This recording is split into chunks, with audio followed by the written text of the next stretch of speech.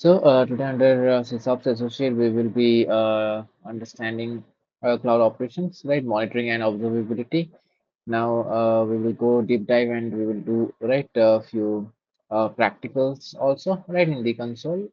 So let us understand the CloudWatch logs and event monitoring in a better way in today's session. So let us start with the introduction, right, of monitoring.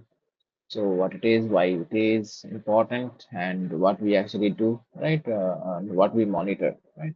So Mhm. the foundation, right, of a high availability, say, system. So definitely, we need to regularly monitor, right, what is actually running in the infrastructure to make sure that they are running, right?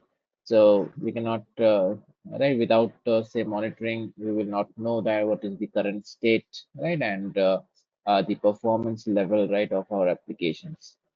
That's correct. Yep. So why monitoring matters, right? The business value, what it brings, right? Reliability, right? It ensures that the services stay healthy and performant, right?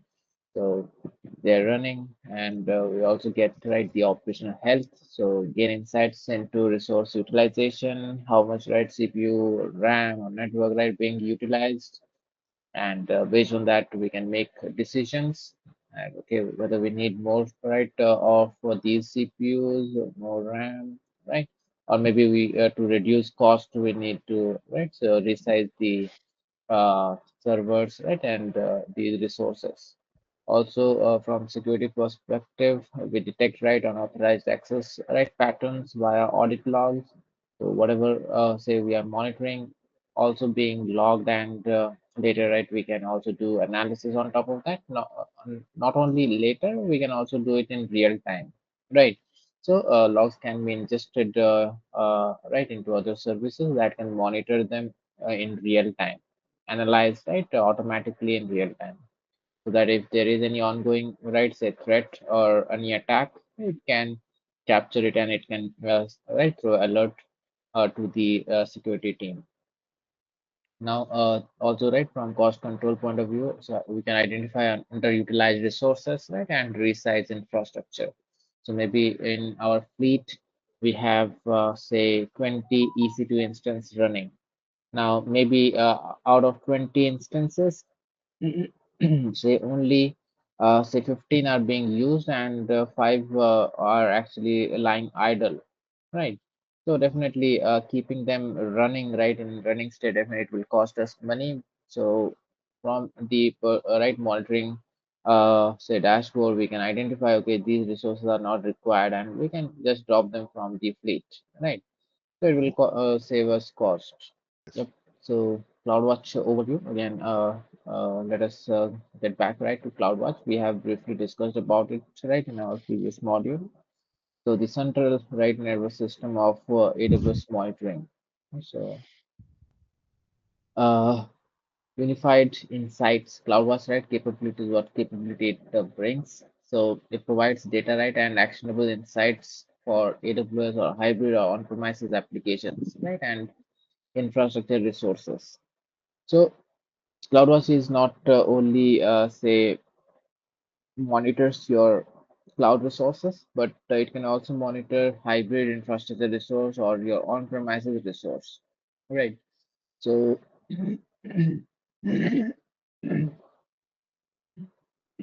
what it means is if we are running right our resources from our own data center, we can install these CloudWatch agent right in that on-premises server, and then we can monitor it from CloudWatch.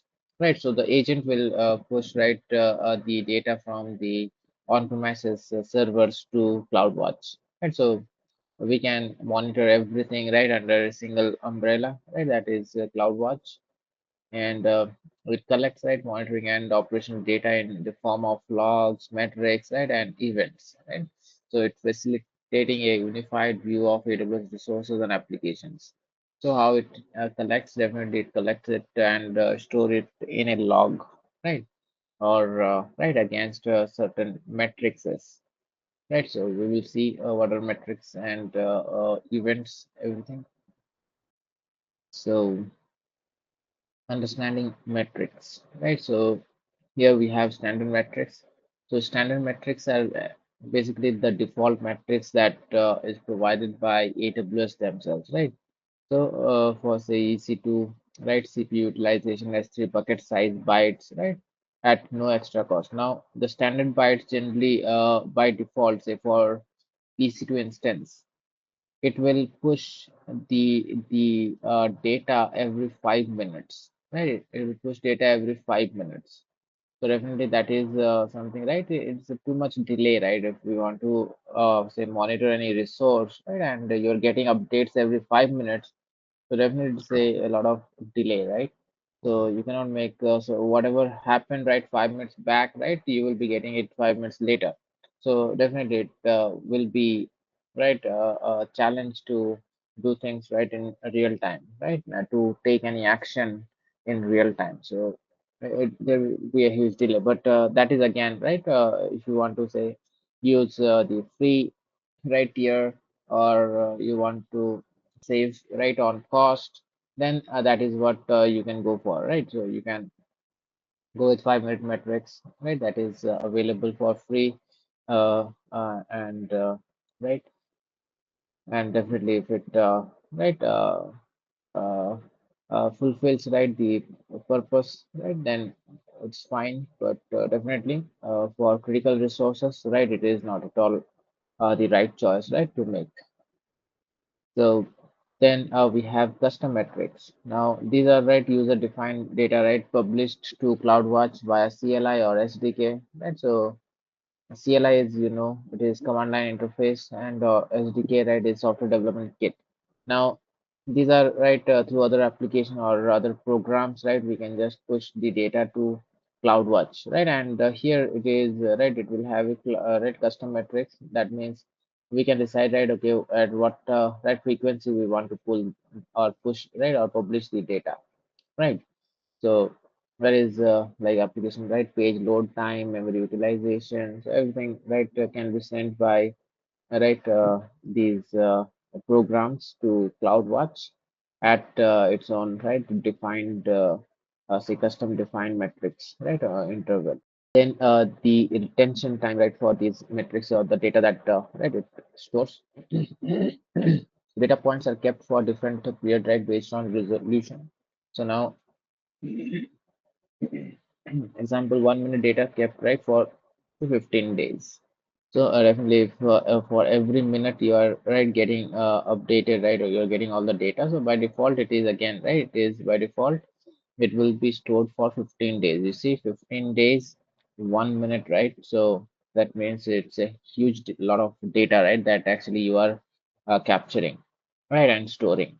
So definitely to save cost, right, on storage, right, you should get rid of data that is not required, or you can just push it, right, you can store it in S3 buckets, right, in your custom, say, buckets, right, instead of having all these default storage, right, for these metrics. Now, certainly, right, if you need to store them more than that, so we should store it, right? We should copy it in other buckets, and then we can keep them as long as we need, right? But this is the default one, right? That will be deleted right after 15 days, right? For 1 minute metrics. So then the namespaces and the dimensions. Now, what is namespace and dimension? So basically, namespace, right, are container of metrics. Now, every metrics that we say CPU utilization, we say network input, right? Network output, right? Say your reads and write, right? EBS read, EBS write. Okay, so these are something, right? These are all metrics, but these metrics are actually grouped right under certain namespace, right? So these are container for matrices. So services, right, use separate namespace like say AWS EC2, AWS RDS. And so we can understand, right, AWS is right definitely the platform, and the service, right, EC2 is the service. Under AWS EC2, they will store right all the matrices related to EC2 service, right? Under AWS RDS, they will have right all the matrices that is related to RDS, right? Our relational database system, right? Service. So it prevents naming right collisions and provides logical grouping. So definitely, so whatever right, if we have right metrics inside EC2, definitely it will not collide right with any other metrics we have inside RDS, AWS RDS, because definitely it is under right different headers, right?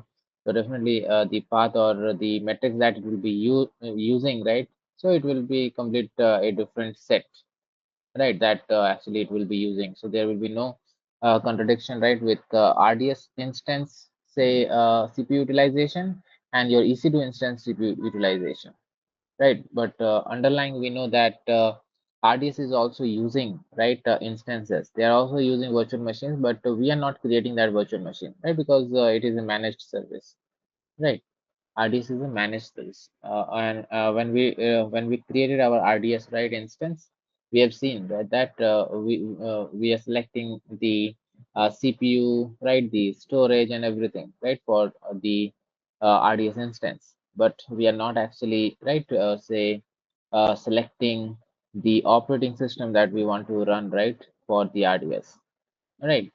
So because it's a managed service and it will be managed by the service provider, so definitely for RDS also, right, there is CPU utilization and everything is happening, right, underlying, right, everything is happening. But so if we are putting them in a different namespace, so there will be no contradiction, right, or collision, right, of those, say, matrices, right, or say cross, right, references of these CPU utilization for another EC2 instance with any RDS instance.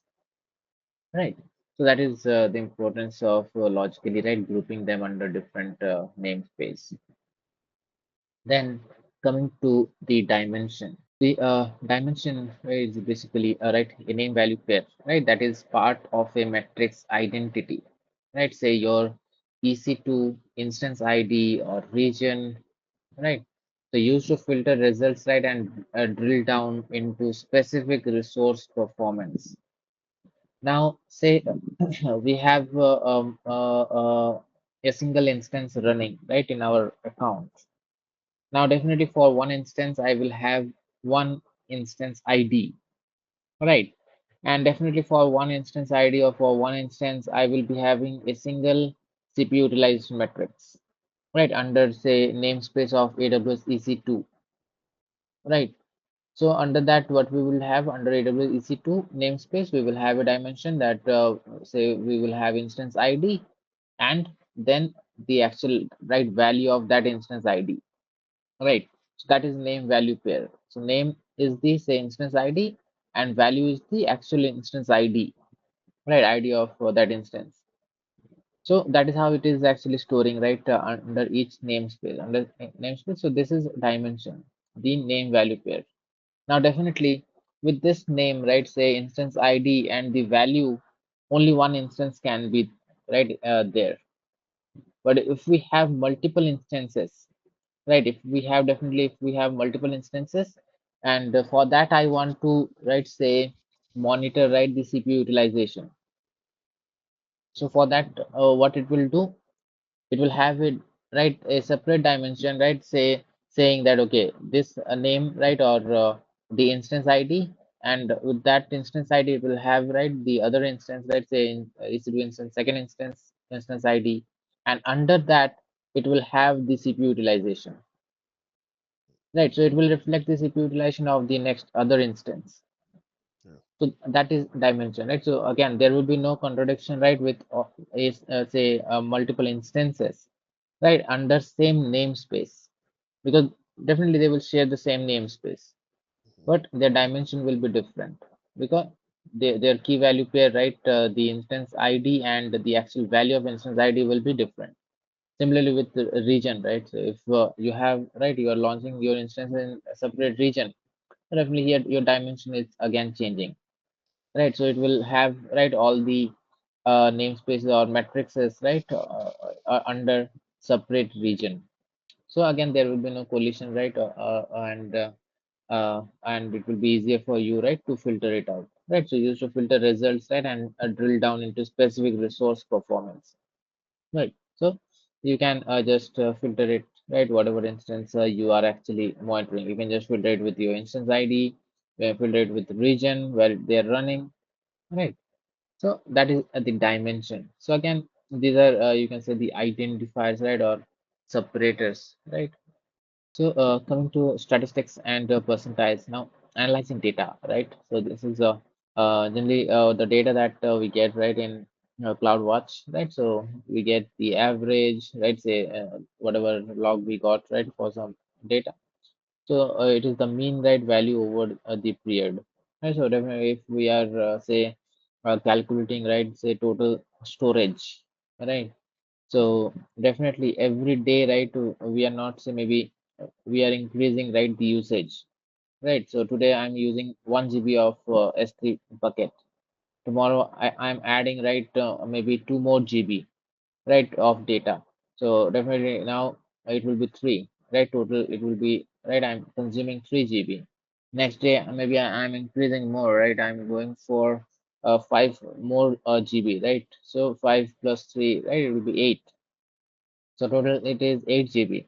But definitely the way we are actually incrementing, right? So for every day, right, we are actually not using 8 GB.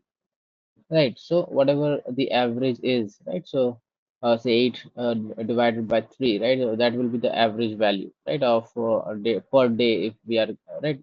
Say calculate, okay, what is the average utilization, right, of the storage? So it is around say close to right 2.5 right, or 2.67 right GB per day.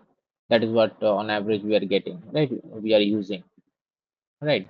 So if we are calculating, okay, we have used say 100 GB, right? That is total usage of S3 bucket, right, in a month.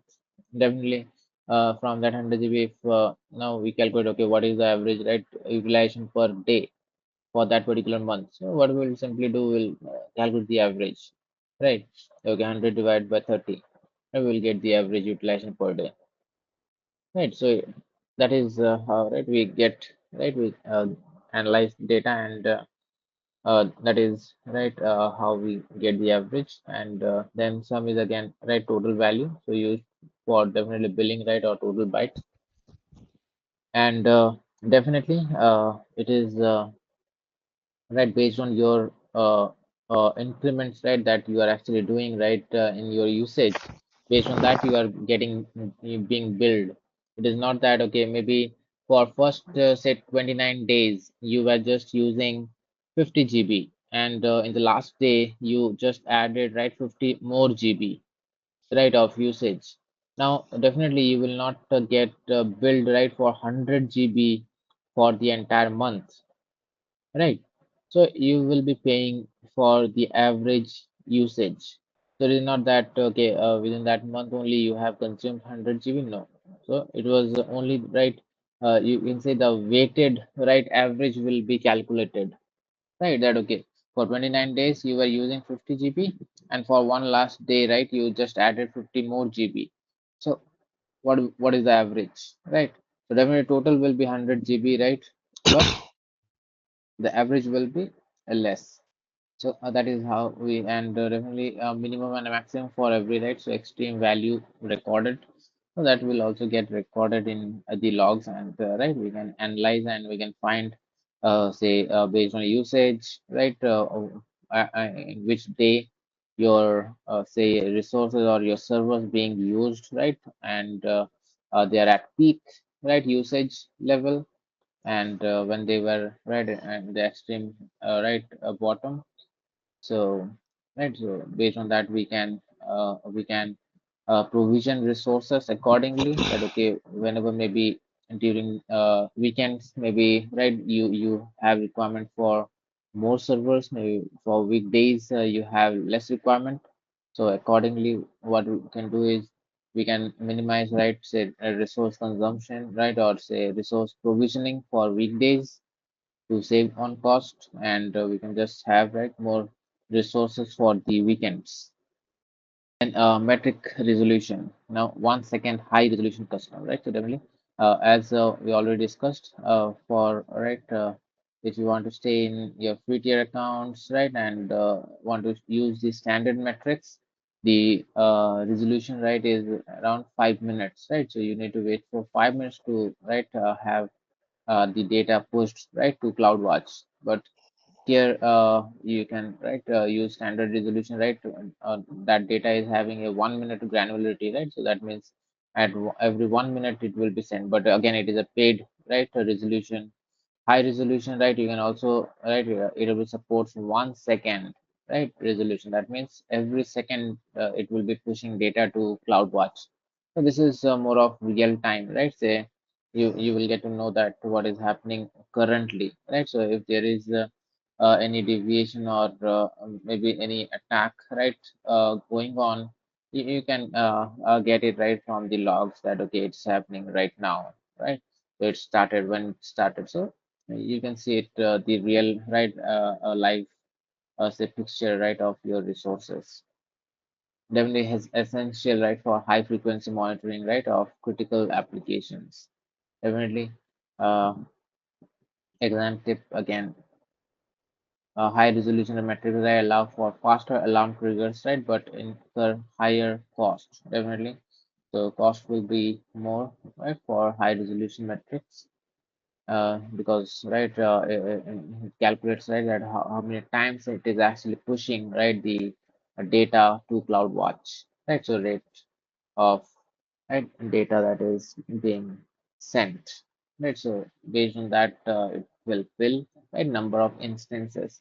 Definitely for every second, right? That means every second it is sending data. So you will be billed, say, for every second, right? Number of times that it is actually sending it.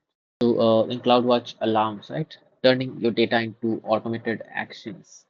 Now, based on, right, any threshold breach, right, that means when, right, we have from CloudWatch, we are monitoring, right, through all those metrics that okay, we are getting data for CPU utilization, we are getting, right, network input, network output, reads, writes, everything, right.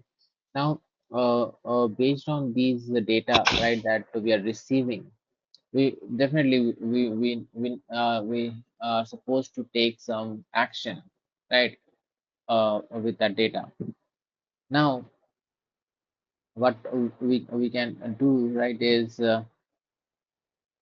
we can, right, trigger alarms, right? We can set the threshold that okay, if it reaches, right, say uh, or if it reaches that threshold, say for example CPU utilization, I have a threshold of say 50%.